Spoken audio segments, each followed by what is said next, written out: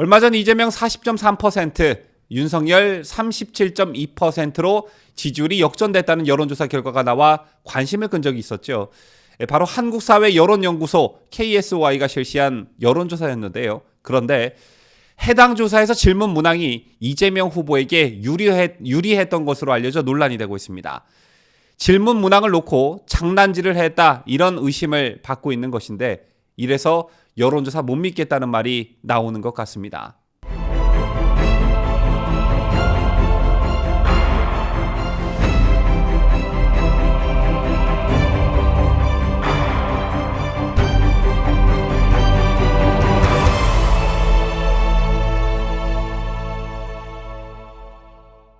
시청자 여러분 안녕하십니까? 뉴스데일리 베스트 민앵커입니다. 지난 20일이었죠. 여론조사 기관인 한국사회여론연구소 KSOI는 차기 대선주자 지지도 조사 결과를 공표하면서 이재명 40.3%, 윤석열 37.2%로 지지율이 역전됐다고 발표했습니다. 그동안 큰 격차이든 작은 격차이든 윤석열 후보가 꾸준히 앞서왔는데 3%포인트 차로 역전을 했다는 여론조사 결과가 나오니 언론에 큰 주목을 받았었는데요.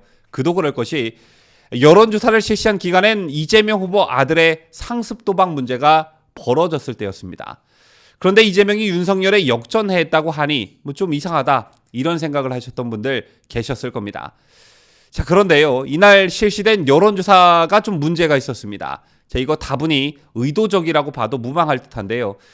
이 조사에서 KSY는 윤석열 국민의힘 대선 후보의 배우자 김건희 씨 관련 의혹을 연상시키는 배우자 논란 질문을 문항에 넣은 반면, 이재명 더불어민주당 대선 후보의 아들 도박 논란 관련 질문은 배제한 것으로 나타났습니다. 때문에 편파성 논란이 일고 있는 것인데요.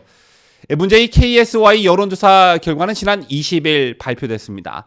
조사 문항은 7개로 대통령 국정수행평가, 차기 대선 후보 지지율, 지지 후보 교체 의향, 대선 후보 토론회 횟수, 대장동 검찰권 남용 의혹 특검, 후보 배우자 논란 영향, 정당 지지율 등의 그런 순이었습니다. 저희는 특정 이슈에 관해 묻는 기획조사가 아닌 TBS 의뢰로 진행된 KSY의 44차 정례조사였는데요.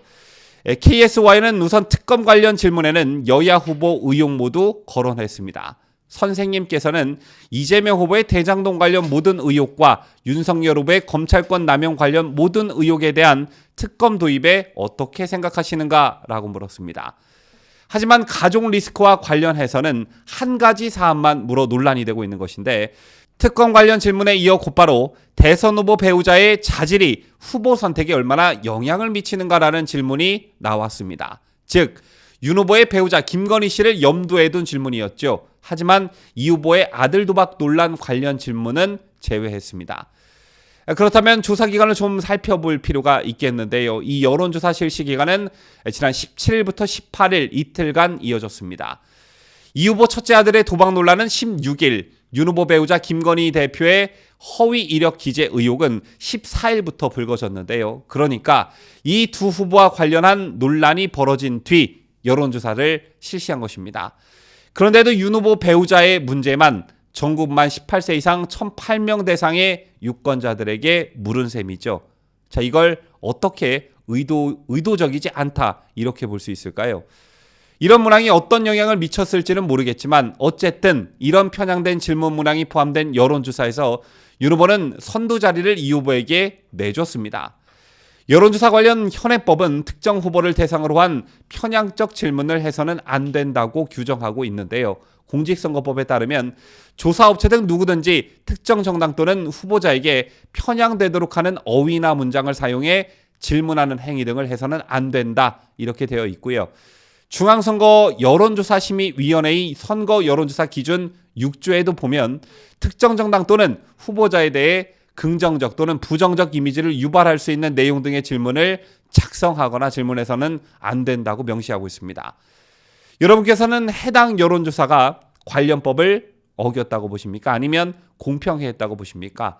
누가 봐도 편파적이다, 이렇게 생각할 텐데요. 그런데 성관이사나 여시민은 KSY의 질문에 문제가 없다고 판단했습니다. 비슷한 시기 일어난 후보자에게 부정적인 인식을 초래할 수 있는 두 가지 사안에 대해 특정 후보에게 불리한 문항만 집어넣었는데 이게 문제가 없다는 겁니다. 그리고 이강윤 KSY 소장은 윤 후보의 사과는 이 후보에 비해 굉장히 곡절이 많았다 이렇게 말하면서 여론이 많이 움직였고 이를 더 보고 싶어서 배우자 논란 그 케이스를 하나 물은 것이라고 해명했는데요. 이건 역시 KSY의 자의적 해석이죠. 윤석열 후보의 사과가 이재명 후보의 사과보다 곡절이 많았다라고 생각하고 말하는 것 자체가 정치적으로 편향된 생각을 가지고 있는 것입니다. 자, 앞으로도 선거일이 임박해 여론조사 공표가 금지되는 날까지 일주일에도 몇 개씩, 몇 차례씩 여론조사가 속출할 텐데요. 이거 국민의힘 선대위에서 좀 감시를 할 필요성이 있어 보입니다. 지금까지 저는 자유대한민국을 수호하는 뉴스데일리 베스트 민앵커였습니다.